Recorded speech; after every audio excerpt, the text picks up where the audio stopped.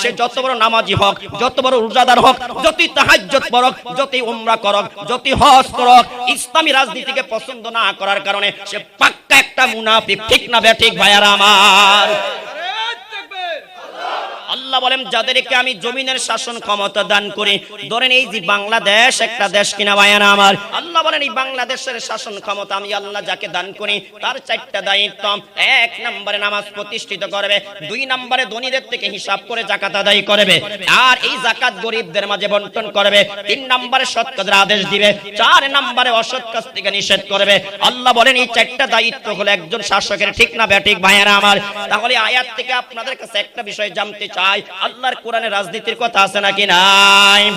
যারা নামাজ পড়ার কথা বললে খুশি হয়, রোজা রাখার কথা বললে খুশি হয়, পর্দা করার কথা বললে খুশি হয়, হজ করার কথা বললে খুশি হয়, উমরা করার কথা বললে খুশি হয়, সুবহানাল্লাহর ফজিলত বললে খুশি হয়, আলহামদুলিল্লাহর ফজিলত বললে খুশি হয়, দুরূদ শরীফ পড়ার ফজিলত বললে খুশি হয়, কিন্তু ইসলামী রাজনীতির কথা বললে, ইসলামী খেলাফার কথা বললে কপাল বাঁকা হয়ে যায়, চেহারা কালো হয়ে যায়, কলিজা পুড়ে, কলিজা থেকে দুর্গন্ধ বের হয়। সে যত বড় নামাজি হোক, যত বড় রোজাদার হোক, যতই তাহাজ্জুদ পড়ুক, যতই উমরা করুক, যতই হজ করুক, ইসলামী রাজনীতিকে পছন্দ না করার কারণে সে পাক্কা একটা মুনাফিক। ঠিক না বেঠিক ভাইয়ারা আমার? বলুন তো আমার আপনার নবী একজন রাষ্ট্রনায়ক ছিল কিনা ভাইয়ারা আমার? আরো যারা আওয়াজ দিয়ে বলে আপনার রাষ্ট্রনায়ক ছিল কিনা ভাইয়ারা আমার? গতকালকে আমার মাহফিলে অ্যাটাক করা হয়েছে শুধু ইসলামী রাজনীতির কথা বলার কারণে। হে আমার ভাইয়ারা বন্ধুরা, আমরা মানুষটা ছোট হতে পারি, কিন্তু আমাদের কলিজা আল্লাহ যে ঈমান দিয়েছে ঈমানটা ছোট নয়। ঠিক না বেঠিক ভাইয়ারা আমার? ছোট্ট একটা ঘটনা অতি সংক্ষেপে বলি ভাইয়ারা আমার। বিবি আসিয়ার ঈমান যখন প্রকাশ পেয়ে গেল, ফেরাউন যখন তাকে বারবার বলে তুমি ঈমান ছেড়ে দাও, বারবার বলে ঈমানটা ছেড়ে দাও, আসিয়া বলে না না আমি ঈমান ছাড়বো না, স্বামী হিসাবে ভালোবাসা প্রেম প্রীতি যা ইচ্ছা তা নিতে পারো, তবে ঈমান দেওয়া যাবে না, ঈমান বিসর্জন দেওয়া যাবে না।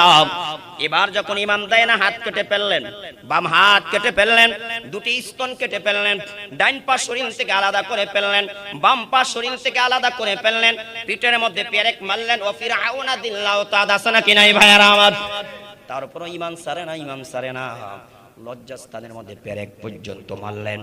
ও আমার ভাইয়ারা, হাদিসের কিতাবের মধ্যে আসছে উত্তপ্ত গরমের সময় আসিয়াকে সিট করে শোয়াইলাম, শোয়া তার বুকের মধ্যে হাজারুন আজিমুন বিশাল বড় একটা পাথর চাপা দিত, আর বলতো ফেরাউনে আসিয়া এখনো সময় আছে, ঈমানটা ছেড়ে দাও। আসিয়া ওই অবস্থা বলতো না না, ঈমানের কি পরিমাণ মজা সেটা তুই জানোস না, যে ঈমান আমার কলিজার মধ্যে আছে ওই ঈমানের সামনে দুনিয়ার এই কষ্ট কিচ্ছুই না। ঠিক না বেঠিক ভাইয়ারা আমার? শুধু তাই নয়, কোটি কোটি মানুষের সামনে আসিয়ার পোশাকগুলো খুলে ফেললো, একেবারে উলঙ্গ করে ফেললো ভাইয়ারা আমার।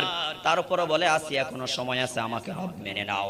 আসিয়া স্পষ্ট ভাষায় জানিয়ে দিচ্ছে রব্বি ওয়া রব্বুকাল্লাহ, ও ফেরাউন শোনো, আমার এবং তোমার রব কে, একটু আওয়াজ দিয়ে বলেন। আসিয়াকে এতভাবে সাজা দিচ্ছে, আর আসিয়া হাসে, আসিয়া হাসে। এবার ফেরাউনে বলে কিরে আসিয়া, তোরে এত মারামারি, এত কষ্ট দেই, এত নির্যাতন দেই, তারপর তুই হাসস? আসিয়া জবাব দেয় আমি যা দেখি তুই তো তা দেখস নাই, আমি যা শুনি তুমি তো তা শোনো না। হে আমার ভাইয়ারা বন্ধুরা আমার, আসিয়া যেই কথাটা বলছে সেটা আমার বলার উদ্দেশ্য। আসিয়া স্পষ্ট ভাষায় জানিয়ে দিচ্ছে, হে ফেরাউন শোন, তুই আমার হাতের মধ্যে ক্ষমতা চালাইতে পারস, তুই আমার পায়ের মধ্যে ক্ষমতা প্রয়োগ করতে পারস, তুই আমার স্তনে ক্ষমতা প্রয়োগ করতে পারস, তুই আমার লজ্জাস্থানে ক্ষমতা প্রয়োগ করতে পারস, তুই আমার প্রতিটা অঙ্গ প্রত্যঙ্গে ক্ষমতা প্রয়োগ করতে পারস, কিন্তু আমার কলিজায় যেখানে ঈমান আছে সেখানে তোর হস্তক্ষেপ চলবে না। চিল্লিয়ে বলি আল্লাহু আকবার, আল্লাহু আকবার। একজন নারীর ঈমানের পাওয়ার কত দেখেন, একজন নারীর ঈমানের পাওয়ার কত দেখেন। আল্লাহ এটাই বলেছেন, আম হাসিবতুম আন তাদখুলুল জান্নাতা ওয়া লাম্মা ইয়াতিকুম মাসালুল লাযিনা মিন ক্বাবলিকুম মাসাতুহুমুল বাসা ওয়াদ-দাররা ওয়া যুলজিলু। আল্লাহ বলেন তোমরা কি ধারণা করেছো জান্নাতে প্রবেশ করবে? না না, যেই পর্যন্ত পূর্ববর্তী উম্মতের উপরে যে অবস্থা আসছে সেই অবস্থার সম্মুখীন না হবে সেই পর্যন্ত তোমরা জান্নাতে যেতে পারবে না। ঠিক না বেঠিক? ভালো মানুষ কি আর আছে কেউ? আমাদের মতন যোগ্য নেতা কে কেউ আছে? হ্যাঁ, ঢুকিয়ে দিছে। আর একটু পরে আসছে অমক মার্কাওয়ালা, কি অমকে বাড়িতে আছেন কি না? এমনও ঘটনা জানা আছে ওই রাত্রিতে জানালা লাগাইয়া ঘুমায় না। জানালা খুইলা ঘুমাইছে, কখন আয়া ডাক দেয়, যদি ডাকে সারা দিতে না পারি তাহলে তো মাল আর পকেটে যাবে না, ঠিক না বেঠি? বলুন তো এমন মুনাফিক আমাদের সমাজে আছে নাকি নাই? যারা এই কাম করে সব দিবে নামাজি, ওই কয় ঠিক বলে নামাজি নাই একজন। যারা এই কাম করে সব দি দাড়ি ছাড়া, দাড়িওয়ালা নাই। যারা এই কাম করে সব দিন মনে হয় হাজি না, না হাজিও আছে। হায় হায়, এইটা কয় কি? হ্যাঁ কি কয় এটা? কি কয় এটা? কি কয়? হাজি সাহেব আছে, কত বড় হাজি সাহেব, কিন্তু সুদের টাকা ছাড়া হাজি সাহেবের সকালের বাজার চলে না, ঠিক না বে? ঠিক কথা বলেন। আমি প্রোগ্রাম কিন্তু বেশি করি না, আর মানুষ আমার বেশি দাওয়াত দিতে চায় না। যদি 5 জনকে হেরে দাওয়াত দেন, 10 জনকে হেরে দেওয়া যেত না। ও হাতে যা কয় ডাইরেক্ট কয়।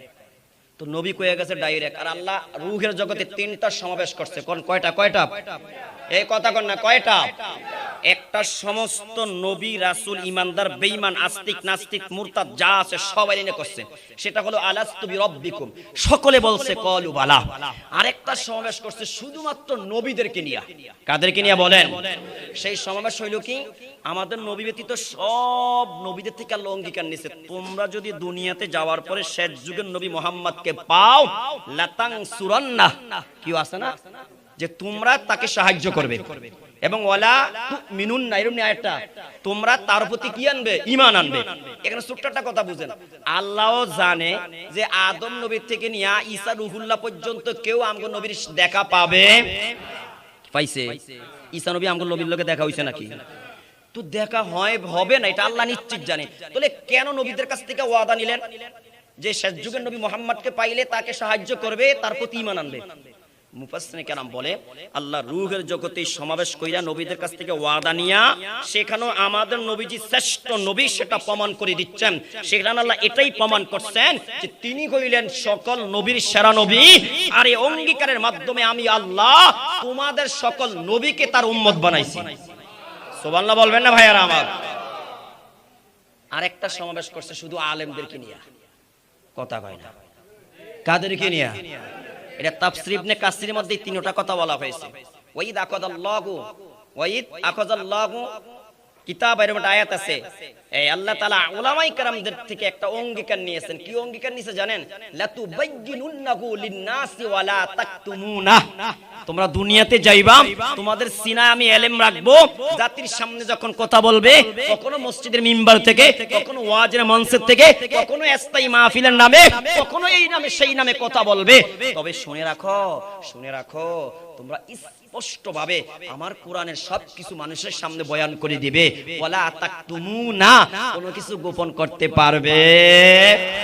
তো আল্লাহ রূহের ময়দানে কইছে তোরা দুনিয়াতে যাইবি, তোমাদেরকে ইলম দেব, এডি সব ওপেন কইয়া দিবা। আর আমগো হুজুরেরা কয়, মাহফিল কর্তৃপক্ষ কয়, হুজুর কি হেকমতে টেকমতে কইেন। কি ভাই, কথা সত্য না মিথ্যা? হ্যাঁ, আপনাদের সমাজের মধ্যে সব হইছে সুদখোর। আমি যদি এখানে সুবহানাল্লাহ ফজিলতের ওয়াজ করি, লাভ হইব? আস্তে কথা কন, কি আপনারা সুদ খান এমন কেউ আছেন নাকি এখানে? মাশাআল্লাহ, তো সব ভালো মানুষ, সব ফেরেশতা দেখা যায়। এই যুগে যদি আপনি সুদ না খান তাহলে আপনি ধরে নিতে পারেন আমি একজন জান্নাতি মানুষ। কি ভাই, কথা সত্য না মিথ্যা? হ্যাঁ, কোন না সুদ খাওয়া যাবে? এ ভাই কথা বলেন না কেন, সুদ খাওয়া যাবে নাকি? ভাই কিছু কইবেন নাকি? আপনি কইলাম টাস করে, আমি শেষ করে দিয়েছি কথা।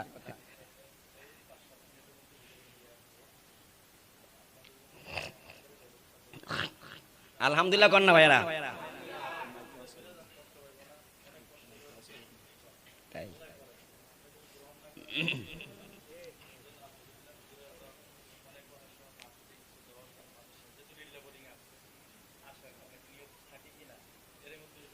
জি জি, আমি একটু ইনশাআল্লাহ। যাবেন কি আপনারা?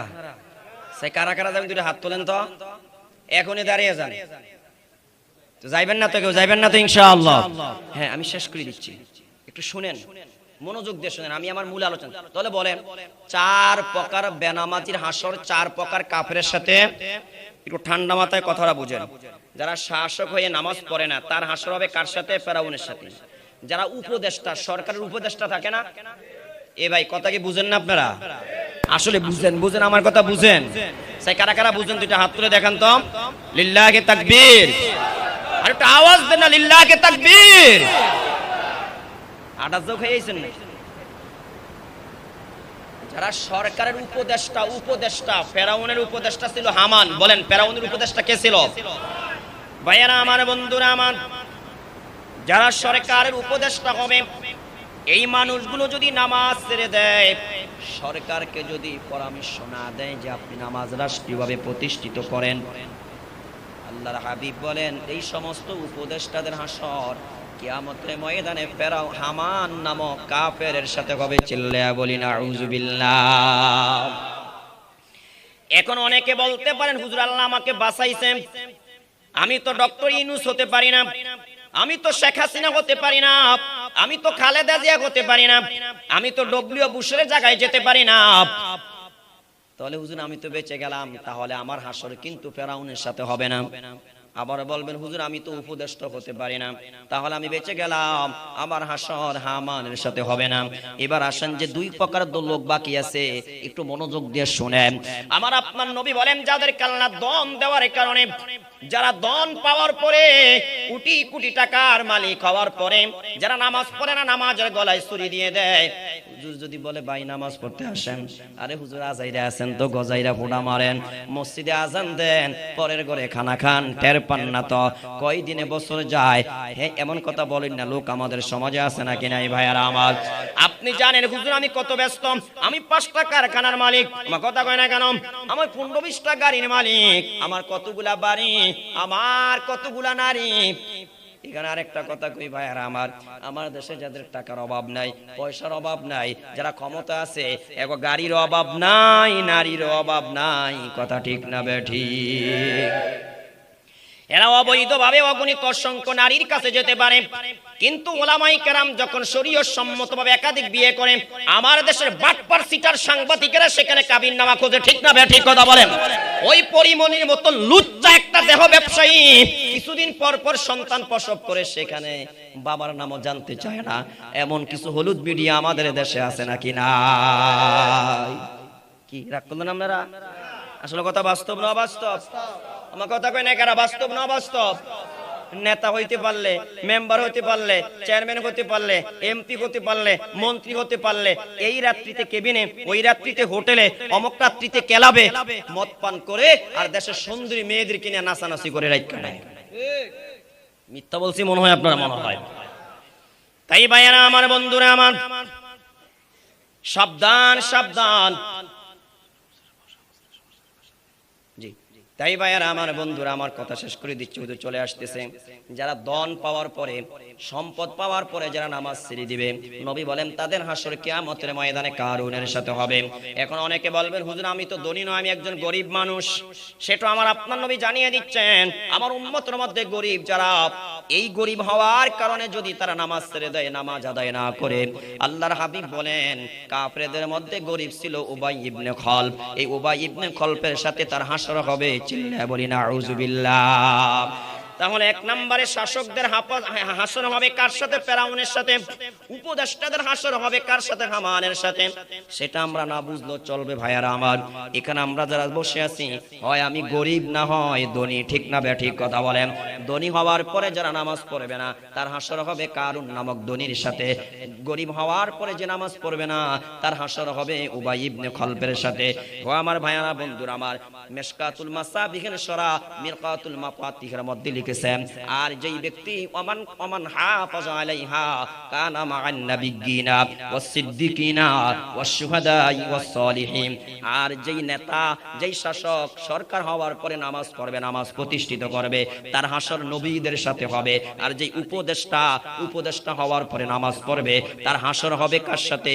সিদ্দিকিনের সাথে। আর যেই ব্যক্তি ধনী হওয়ার পরে নামাজ পড়বে, তার হাসর হবে শহীদের সাথে। আর যেই ব্যক্তি গরিব হওয়ার পরে নামাজ পড়বে, তার হাসর হবে সালিহিনের সাথে। চিল্লায়া বলি সুবহানাল্লাহ। কোন কোন ব্যাখ্যার মধ্যে আসছে যারা শাসক হওয়ার পরে নামাজ পড়বে তার হাসর হবে আবু বকরের সাথে, আর যেই ব্যক্তি উপদেষ্টা হওয়ার পরে নামাজ পড়বে তার হাসর হবে ওমর বিন খাত্তাবের সাথে, আর যেই ব্যক্তি ধনী হওয়ার পরে নামাজ পড়বে তার হাসর হবে উসমান বিন আফফানের সাথে, আর যেই ব্যক্তি গরীব হওয়ার পরে নামাজ পড়বে তার হাসর হবে আলী রাদিয়াল্লাহু তাআলা আনহুর সাথে। তাহলে বলুন তো নামাজ পড়বো না ছাড়বো? একটু মুসলমানের আওয়াজ দিয়ে বলেন না, নামাজ পড়বো নাকি ছাড়বো? নাকি বেঈমানের সাথে হাসর হইতে মনে চায়? বলেন না, বলেন না। নবী রাসূলের সাথে হাসর হোক, এটা চাই কি চাই না? কারা কারা চাই দুইটা হাত তুলে আল্লাহকে দেখায়। আল্লাহ আপনি আমাদেরকে কবুল করেন, সকলে বলি আমিন। একটা হাদিস বলি আমি শেষ করে দিচ্ছি, মূল আলোচনা যেতে পারেন, হুজুর যেহেতু চলে আসছে। রবিয়া ইবনে কাব রাসূলের একজন সাহাবী, রাসূলের গোলাম। তো তিনি বলেন কুনতু আবিতু মা রাসূলিল্লাহি সাল্লাল্লাহু আলাইহি ওয়াসাল্লাম, আমি রাসূলের সাথে মাঝে মধ্যে সফরে থাকতাম, রাসূলের সাথে ঘুমাইতাম।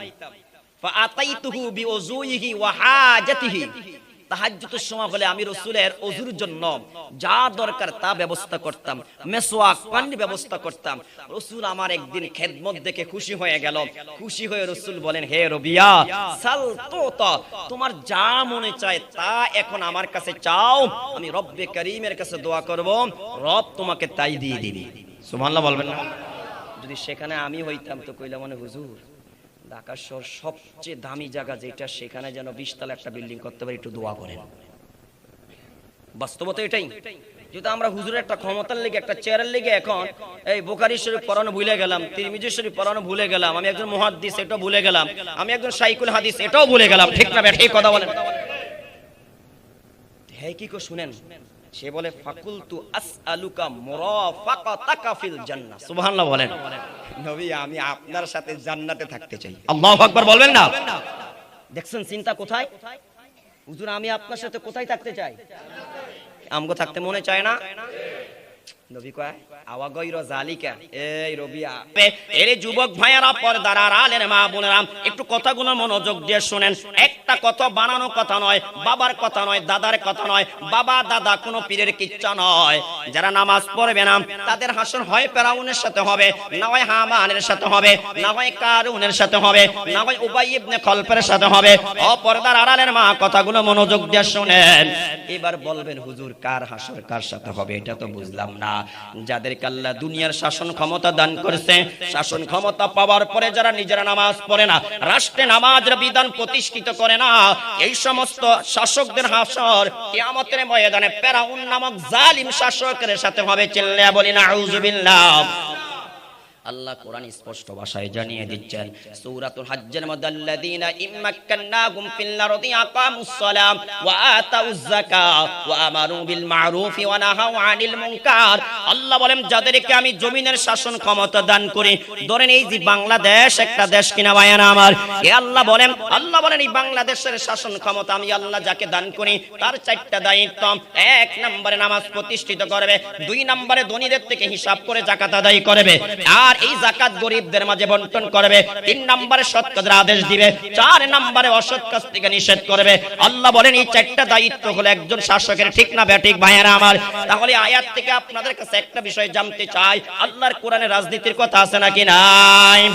যারা নামাজ পড়ার কথা বললে খুশি হয়, রোজা রাখার কথা বললে খুশি হয়, পর্দা করার কথা বললে খুশি হয়, হজ করার কথা বললে খুশি হয়, উমরা করার কথা বললে খুশি হয়, সুবহানাল্লাহর ফজিলত বললে খুশি হয়, আলহামদুলিল্লাহর ফজিলত বললে খুশি হয়, দুরূদ শরীফ পড়ার ফজিলত বললে খুশি হয়, কিন্তু ইসলামী রাজনীতির কথা বললে, ইসলামী খেলাফার কথা বললে কপাল বাঁকা হয়ে যায়, চেহারা কালো হয়ে যায়, কলিজা পুড়ে, কলিজা থেকে দুর্গন্ধ বের হয়। সে যত বড় নামাজি হোক, যত বড় রোজাদার হোক, যতই তাহাজ্জুদ পড়ুক, যতই উমরা করুক, যতই হজ করুক, ইসলামী রাজনীতিকে পছন্দ না করার কারণে সে পাক্কা একটা মুনাফিক। ঠিক না ঠিক ভাইয়ারা আমার?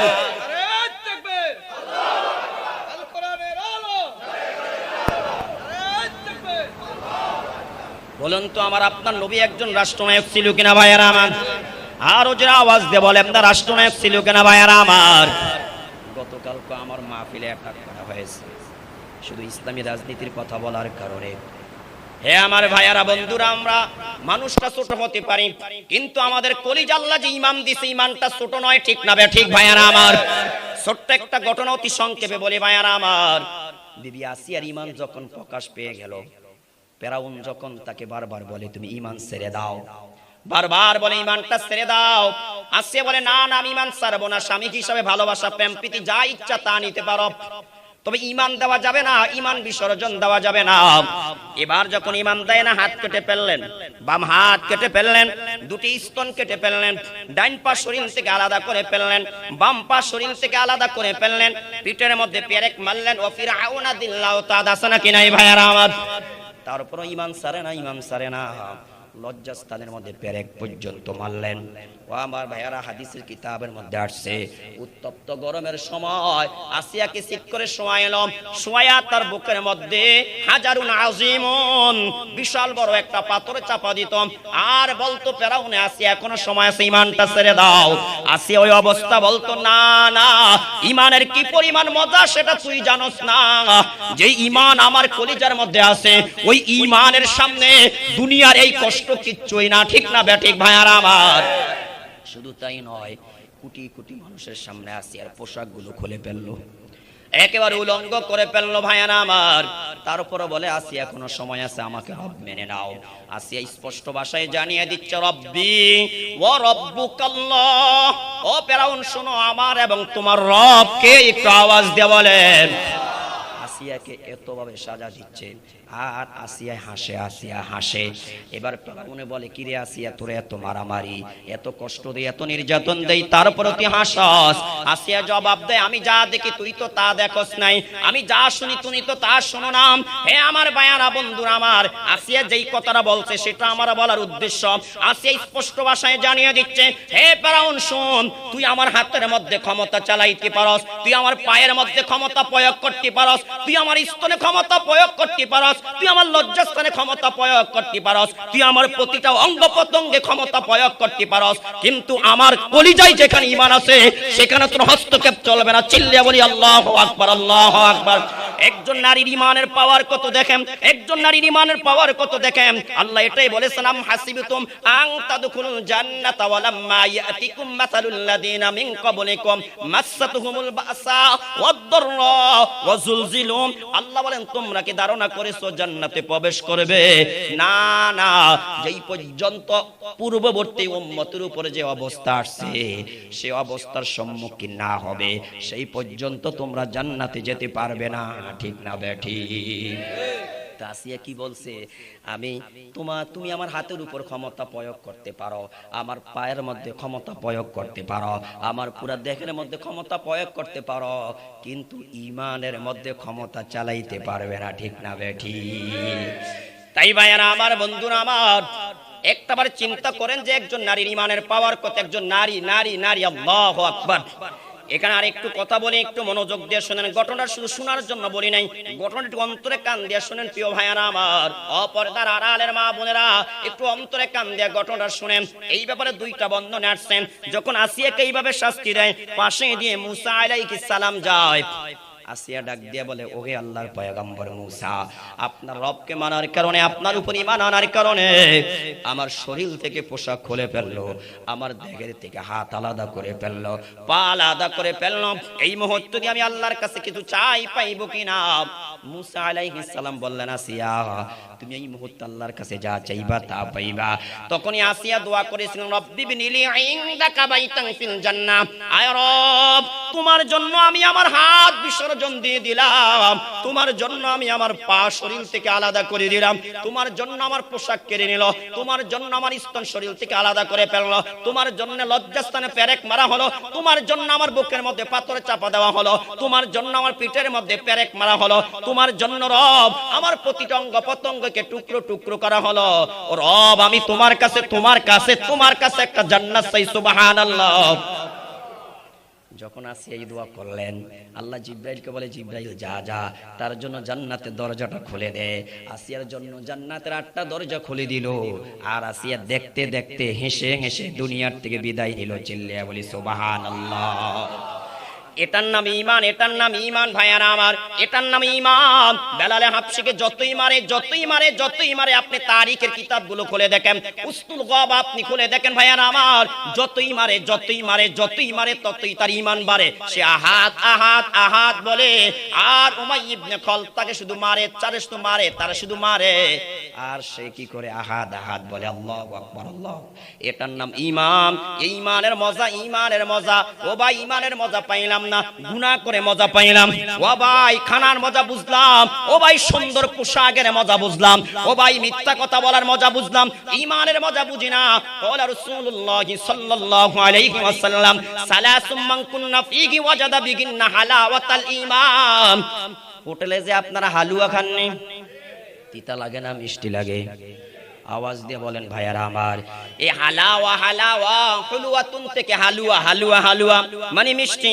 আল্লাহর হাবিব বলেন যার মধ্যে তিনটা গুণ থাকবে সে ঈমানের মজা পাবে, অন্তরে ঈমানের মজা পাবে। রাসূল এক নম্বরে বলেন মান কানাল্লাহু ওয়া রাসূলুহু আহাব্বা ইলাইহি মিম্মা সাওয়াহুমা ওয়া মান আহাব্বা আবদান লা ইউহিব্বুহু ইল্লা লিল্লাহ। রাসূল বলেন এক নম্বরে যেই ব্যক্তি আল্লাহ এবং তার রাসূলকে দুনিয়ার সব কিছুর চাইতে বেশি ভালোবাসবে, সে অন্তরে ঈমানের মজা পাবে, ঈমানের মজা পাবে। শাহ ওলিউল্লাহ মুহাদ্দিসে দেহলভী রাহমাতুল্লাহি আলাইহি এই হাদিসের ব্যাখ্যা করতে যে বলেন, গোশত খেয়ে মানুষ যেমন মজা পায়, পোলাও কুরমা খেয়ে মানুষ যেমন মজা পায়, ঠিক তেমনি ভাবে তার কলিজার মধ্যে ঈমানের মজা পাবে। চিল্লায়া বলি সুবহানাল্লাহ। কই ঈমানের মজা তো পাইলাম না, গুনার মজা তো ভালোই বুঝি ভাইয়ারা আমার। যেই জন্য মসজিদে যাও গীবত করি, সব প্রথমে বলেছিলাম। তো নবী বলেন যার মধ্যে তিন গুণ থাকবে সে ঈমানের মজা পাবে। এক নাম্বারই বলছেন পৃথিবীর সব কিছু চেয়ে আল্লাহকে বেশি ভালোবাসবে, তার রাসূলকে বেশি ভালোবাসবে। বিবি আসিয়া আল্লাহকে বেশি ভালোবাসছে, তার যুগের নবী মূসাকে বেশি ভালোবাসছেন। এই জন্য কলিজায় ঈমানের মজা পাইছে। যতই মারে ঈমান সারে না, ঈমান সারে না, ঠিক না বে ঠিক ভাইয়ারা আমার?